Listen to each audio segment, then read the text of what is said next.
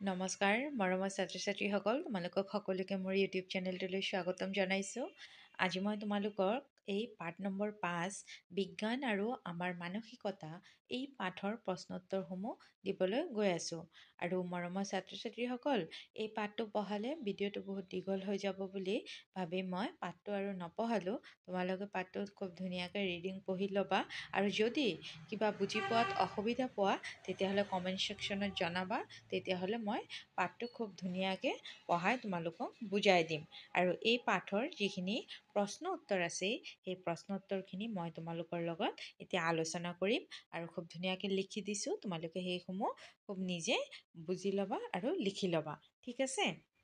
আৰু এবাৰ কিন্তু পাঠটিৰ আগত ৰিডিং দি ল'বা। যদি তোমালোকে পাঠটো ৰিডিং নিদিয়া তেতিয়াহ'লে তোমালোকে বুজি নাপাবা, প্ৰশ্নোত্তৰখিনি বুজি নাপাবা। এয়া চিটা সম্পৰ্কে কৈছে আৰু বিজ্ঞানৰ প্ৰতি মানুহৰ কি মানসিকতা আছে বা থাকিব লাগে সেই সম্পৰ্কে আমি এই পাঠত পঢ়িম, ঠিক আছে? বুজি পাইছা?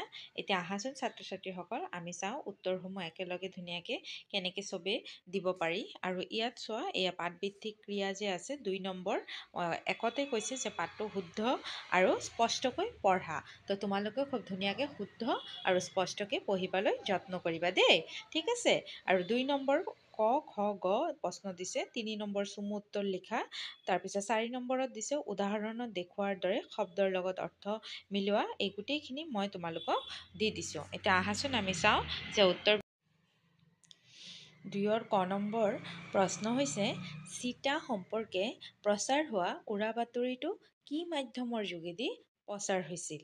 উত্তৰ, চিটা সম্পৰ্কে প্ৰচাৰ হোৱা উৰা বাতৰিটো ভ্ৰাম্য ভাষাৰ যোগেদি প্ৰচাৰ হৈছিল। খ নম্বৰ, বুধবাৰে ছাত্ৰ ছাত্ৰীসকলে কিয় বিদ্যালয়লৈ অহা নাছিল? উত্তৰ, বুধবাৰে ছাত্ৰ ছাত্ৰীসকলে চিটা লোৱাৰ ভয়ত বিদ্যালয়লৈ অহা নাছিল।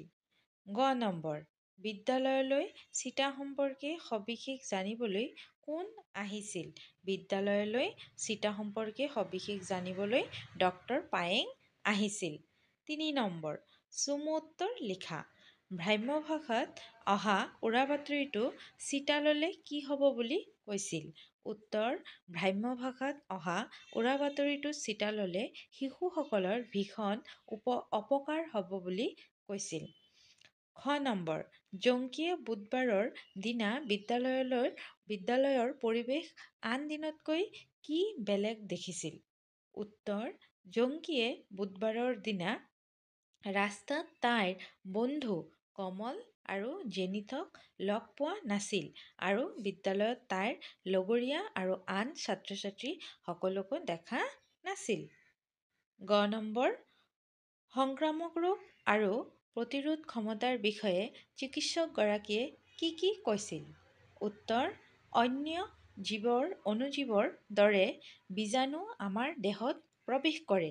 কিছুমান শক্তিশালী বীজাণুৱে পলিঅ', হেপাটাইটিছ আদি ৰোগৰ সৃষ্টি কৰে।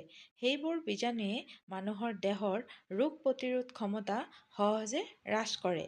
চিটা প্ৰয়োগ কৰি এই ভয়ানক ৰোগসমূহক দূৰ কৰিব পাৰি।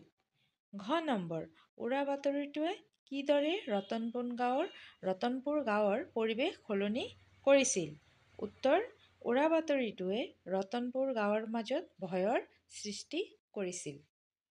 ঙ নম্বৰ, প্ৰধান শিক্ষক মহোদয়ে চিটাৰ বিষয়ে জনাবলৈ কি ব্যৱস্থা গ্ৰহণ কৰিছিল? উত্তৰ, এখন জৰুৰী সভা আয়োজন কৰিছিল আৰু তালৈ অভিভাৱক, ছাত্ৰ ছাত্ৰী আৰু ডাক্তৰ পায়েঙক মাতিছিল আৰু তেওঁ চিটাৰ বিষয়ে বুজাই দিছিল, ঠিক আছে? বুজি পাইছা? নেক্সট 4 নম্বৰ, উদাহৰণত দেখুওৱাৰ দৰে শব্দৰ লগত অৰ্থ মিলোৱা। তো মই উত্তৰটো দি দিছোঁ। হাট মানে নিৰ্দিষ্ট দিনত বহু মানুহ গোট খাই কিনা বেচা কৰা ঠাই। প্ৰাংগণ হৈছে চোতাল। বীজাণু মানে ৰোগ সৃষ্টিকাৰী ক্ষুদ্ৰ জীৱাণু। সংক্ৰামক হৈছে এজন গাৰ পৰা আন এজন গালৈ যোৱা সোঁচৰা। প্ৰতিৰোধ, বাধা, পুস্তিকা, সৰু কিতাপ, ঠিক আছে? 5 নম্বৰ, শংকৰ, তুমি এতিয়াও বিদ্যালয়লৈ যাবলৈ সাজু হোৱা নাই কিয়? কথাষাৰ কোনে কাক আৰু কিয় কৈছিল? এই কথাষাৰ জংকীয়ে শংকৰক কৈছিল যেতিয়া জংকীয়ে শংকৰৰ ঘৰলৈ গৈ দেখিছিল যে শংকৰে এতিয়াও স্কুল যাবলৈ ওলোৱা নাই। তেতিয়া তাই এই কথাষাৰ শংকৰক কৈছিল। ঠিক আছে। নেক্সট আছে কি, উৰা বাতৰিসমূহ সমাজৰ বাবে এক প্ৰকাৰ খুচৰা ৰোগ। কথাষাৰৰ বিষয়ে দলত আলোচনা কৰি নিজৰ নিজৰ মতামত প্ৰকাশ কৰা। তো আমি উত্তৰ কেনেকৈ লিখিম? উৰা বাতৰিসমূহ সমাজৰ বাবে এক প্ৰকাৰৰ খুচুৰা ৰোগ। এই কথাষাৰৰ মূল ভাৱ হৈছে খুচুৰা ৰোগসমূহ এজনৰ শৰীৰৰ পৰা অন্য এজনৰ শৰীৰলৈ বিয়পি পৰে। ঠিক একেদৰে উৰা বাতৰিবোৰো এজন লোকৰ কাণৰ পৰা আন হাজাৰজন লোকৰ কাণলৈ বিয়পি পৰে। খুচৰা ৰোগসমূহে যেনে ধৰণৰ প্ৰতিক্ৰিয়াৰ সৃষ্টি কৰে, ঠিক তেনেদৰে উৰা বাতৰিসমূহেও মানুহৰ ভীষণ অপকাৰ কৰে আৰু কেতিয়াবা এই উৰা বাতৰিসমূহৰ ফলতেই মানুহ মৃত্যুৰ মুখত পৰিবলগীয়া হয়। ৭ নম্বৰ, তলৰ বাকচত দিয়া শব্দকেইটাৰ বাক্য ৰচনা কৰা। দলং, দলংখনত ল'ৰাবোৰে খেলি আছে। কলং, কলং এখন নদীৰ নাম। শিং, শিং নথকা গৰুক লাও-মোৱা বোলে। ৰং, ল'ৰা ছোৱালীবোৰ পথাৰত ৰং মনে খেলি আছে। ৮ নম্বৰ কি কৈছে? এটা শব্দত প্ৰকাশ কৰা। ৮ নম্বৰ কি? এটা শব্দত প্ৰকাশ কৰা। যি একেলগে পঢ়ে, সহপাঠী, যি জানিবলৈ ইচ্ছা কৰে, আগ্ৰহী, গাঁৱৰ মুখিয়াল, গাঁওবুঢ়া, কাৰো পক্ষ নোলোৱা, নিৰপেক্ষ, এজনৰ দেহৰ পৰা আন এজনৰ দেহলৈ যোৱা বেমাৰ, সংক্ৰামক। ঠিক আছে, বুজি পাইছা খুব ধুনীয়াকে? নেক্সট চোৱা। নেক্সট ৯ নম্বৰত দিছে বিপৰীতাৰ্থক শব্দ লিখা। আৰম্ভৰ বিপৰীত হৈছে শেষ। উপস্থিত, অনুপস্থিত, অপকাৰ, উপকাৰ, বাদ, অবাদ বা ধৰা, দিন, ৰাতি, মান্তি, অমান্তি। নেক্সট তোমালোকক জানো অহা কথা দিছে, এইবিলাক তোমালোকে জানাটো দৰকাৰ। মই অলপ কৈ দিছোঁ চোৱা। উৰা বাতৰি বিভিন্ন মাধ্যমৰ মাজেৰে প্ৰচাৰিত হোৱা অপ্ৰামাণিক উৎসৰ পৰা ওলোৱা আৰু সত্যতা নিৰূপণ নোহোৱা তথ্য বা খবৰক উৰা বাতৰি বোলে। সত্য নিৰূপণ নোহোৱা তথ্য বা খবৰক উৰা বাতৰি বোলে। উৰা বাতৰি মৌখিক বা লিখিত দুয়ো ধৰণে হ'ব পাৰে। উৰা বাতৰি মানুহৰ মুখে মুখে বিভিন্ন সামাজিক মাধ্যমৰ জৰিয়তে ব্যাপকভাৱে বিয়পি পৰে। এই ধৰণৰ মৌখিক, লিখিত আৰু বৈদ্যুতিন মাধ্যমৰ জৰিয়তে বিয়পা উৰা বাতৰিৰ বাবেই বিভিন্ন ঠাইত অঘটন ঘটিব ধৰিছে। সেইবাবে এনেধৰণৰ মুখে মুখে বাগৰি অহা উৰা বাতৰিৰ পৰা আমি সাৱধান হোৱা উচিত। মানে যিসমূহ বাতৰিৰ কোনো প্ৰমাণভিত্তিক তথ্য নাই, সেইবিলাক আমি বিশ্বাস কৰিব নালাগে, সেইবিলাক আমি মানি ল'ব নালাগে। আৰু সেইসমূহ হৈছে কি? উৰা বাতৰি। সামাজিক মাধ্যম, যি মাধ্যমৰ জৰিয়তে ৰাইজক জড়িত কৰিব পাৰি, তাকে সামাজিক মাধ্যম বোলা হয়। ইয়াৰ জৰিয়তে চৌপাশে ঘটি থকা ঘটনাৰ পৰ্যবেক্ষণ কৰা হয়। সামাজিক মাধ্যম বুলিলে আমি বাতৰি কাকত, অনাতাঁৰ ৰেডিঅ', দূৰদৰ্শন, টিভি, ভ্ৰাম্যভাষ, মোবাইল, কম্পিউটাৰ, ইণ্টাৰনেট, কথাছবি বা চিনেমা, ফেক্স, ইমেইল ইত্যাদিকে বুজো।